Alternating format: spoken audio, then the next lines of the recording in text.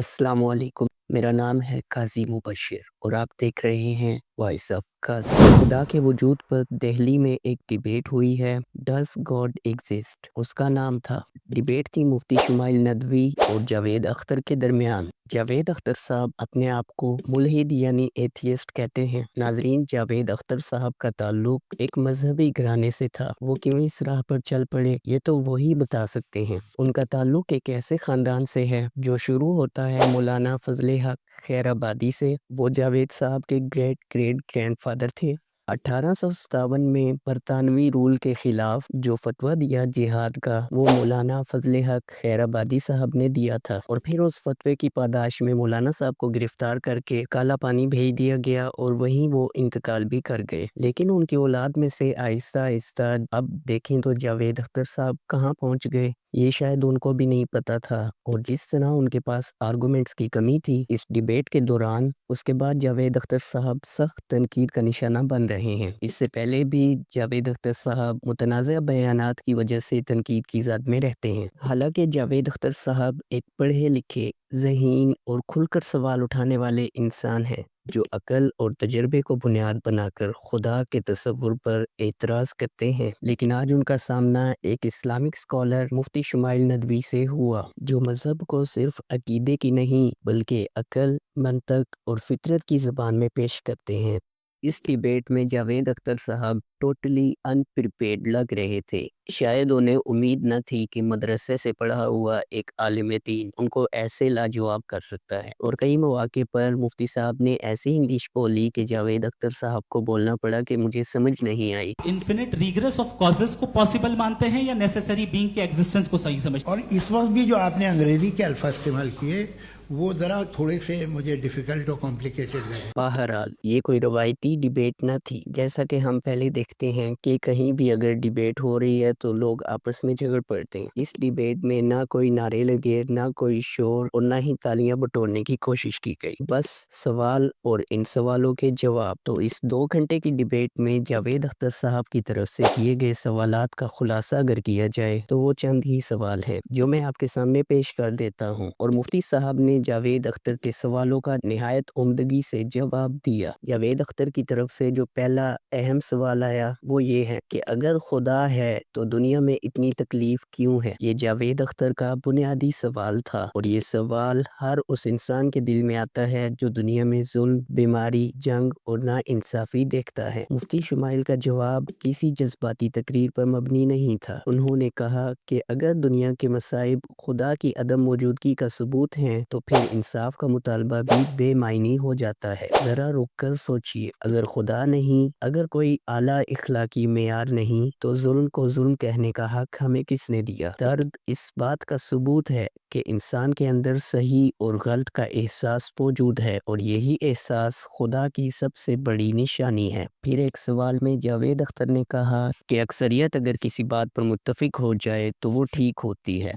इस पर मुफ्ती शुमाइल ने निहायत ही शाइस्तगी से जवाब दिया कि इस तरह तो जो नाजियों ने जेनोसाइड किया था वो भी ठीक था, क्योंकि अक्सरियत के नज़दीक वो जेनोसाइड ठीक था। ये जवाब सुनते ही जावेद अख्तर ने यू टर्न लिया और कहा कि पूरी दुनिया अगर किसी बात पर मुत्तफिक हो जाए तो वो ठीक होती है। इस पर मुफ्ती साहब ने कहा कि इस तरह तो पूरी दुनिया अल्लाह के वजूद को मानती है, तो आप क्यों नहीं मानते। इस पर जावेद अख्तर लाजवाब हो गया। फिर एक सवाल में जावेद अख्तर ने कहा कि अगर खुदा का साइंसी सबूत नहीं तो यकीन क्यों करें। यहाँ गुफ्तगू बहुत अहम हो जाती है। मुफ्ती शुमाइल ने कहा कि हर मौजूद चीज़ लेबॉर्ट्री में नहीं दिखाई जा सकती। अकल, मोहब्बत, ज़मीर, इंसाफ, क्या इन सब का कोई टेस्ट ट्यूब सबूत है? क्या इन सब को किसी लेबॉर्ट्री में साबित किया जा सकता है? नहीं ना। फिर भी इनकार कोई नहीं करता। इसी तरह अल्लाह का वजूद भी फिजिकली प्रूफ नहीं किया जा सकता, क्योंकि अल्लाह ताला इस यूनिवर्स में फिजिकली नहीं है और हमें अल्लाह को मानना ही है, क्योंकि हम अल्लाह को इमेजिन नहीं कर सकते। डिबेट में आगे बढ़ते हुए जावेद अख्तर ने फिर एक सवाल उठाया कि मजहब इंसानी तख्लीक है, इसलिए इस पर सवाल होना चाहिए। मुफ्ती शुमाइल اسماعیل نے سوال کو رد نہیں کیا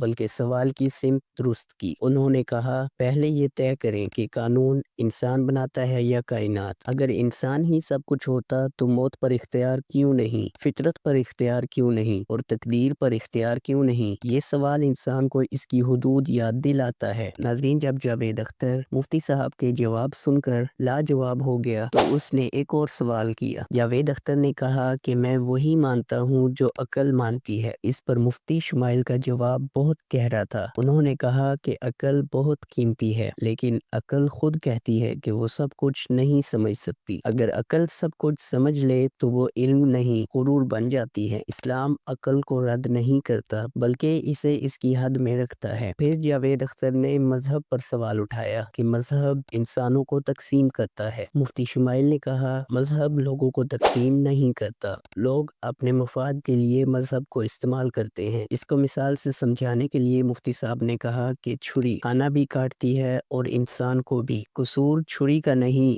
استعمال کرنے والے کا ہے۔ ناظرین، یہی تھے وہ کی مومنٹس اور بنیادی سوال جو اس 2 گھنٹے کی ڈیبیٹ میں مفتی صاحب سے پوچھے گئے، لیکن اس ڈیبیٹ سے مفتی صاحب کی شخصیت نکھر کر پوری دنیا کے سامنے آئی۔ ان کی سب سے بڑی خوبی یہ نہیں کہ انہوں نے کیا کہا بلکہ یہ ہے کہ انہوں نے جواب کیسے دیے۔ نہ مفتی صاحب نے آواز اونچی کی، نہ تنزیح کی اور نہ جذباتی نعرے لگائے، بس دلیل اور سکون، اور یہی اسلامی اسلوب ہے۔ ناظرین، یہاں الہاد یعنی ایتھیزم کو سمجھنا بہت ضروری ہے۔ الہاد یعنی یہ ماننا کہ خدا کا کوئی وجود نہیں اور کائنات کسی الہی ارادے کے بغیر خود بخود وجود میں آ گئی۔ ملحد یہ نہیں کہتا کہ کائنات موجود نہیں بلکہ یہ کہتا ہے کہ کائنات کے پیچھے کوئی مقصد، کوئی شعور، کوئی ارادہ اور کوئی خالق نہیں۔ یہاں ایک بات سمجھنا ضروری ہے، الہاد اکثر مذہب سے نفرت نہیں بلکہ خدا کے تصور پر عدم یقین کا نام ہے۔ لیکن سوال یہ ہے کہ کیا یہ عدم یقین واقعی ہی عقل پر پورا اترتا ہے؟ مثلاً ملحد کہتا ہے کہ کائنات ایک حادثہ ہے، سب کچھ اتفاق سے بنا، مادہ ہمیشہ سے موجود تھا اور کسی خالق کی ضرورت نہیں۔ سننے میں تو یہ بات سائنسی لگتی ہے لیکن ذرا گہرائی میں جائیں تو یہ سوال جنم لیتا ہے کہ نظام بغیر بنانے والے کے کیسے چل سکتا ہے؟ دیکھیں، اگر کوئی شخص کہے کہ یہ موبائل، یہ کمپیوٹر، یہ گاڑی یا کچھ بھی کسی انجینئر کے بغیر بن گئی تو ہم اس بات کو سنجیدگی سے نہیں لیتے۔ اب یہ سوال ہے کہ کیا کائنات موبائل، گاڑی یا کسی بھی گیجٹ سے کم پیچیدہ ہے یا زیادہ؟ تو اگر چھوٹے نظام کے لیے ڈیزائنر کو ماننا عقل ہے تو سب سے بڑے نظام کے لیے ڈیزائنر کو رد کرنا کیسے عقلی بات ہے؟ یہاں الہاد خاموش ہو جاتا ہے۔ بہرحال میرا ماننا یہ ہے کہ ایسی ڈیبیٹس ہوتی رہنی چاہیے، ان سے ہم ایمان والوں کا ایمان اور تازہ ہوتا ہے اور پوری دنیا کے بے دین لوگوں تک اللہ کا پیغام پہنچتا ہے اور غور و فکر کرنے والوں کو اللہ تعالیٰ ایمان کی دولت سے بھی نوازتے ہیں۔ یہ کتنی بڑی سعادت کی بات ہے۔ ہمیں بھی اللہ تعالیٰ سے ہمیشہ دعا مانگتے رہنا چاہیے کہ اللہ تعالیٰ ہمیں سیدھے راستے پہ چلائیں۔ اسی کے ساتھ اپنے میزبان مبشر قاضی کو اجازت دیجیے۔ اللہ حافظ۔